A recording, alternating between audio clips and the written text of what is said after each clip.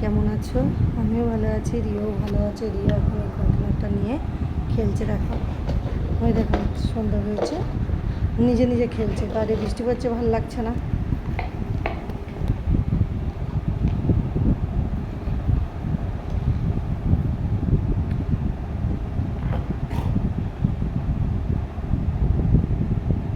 বাইরে যাচ্ছে, ভিজা গায়ে চলে আসছে, জানো।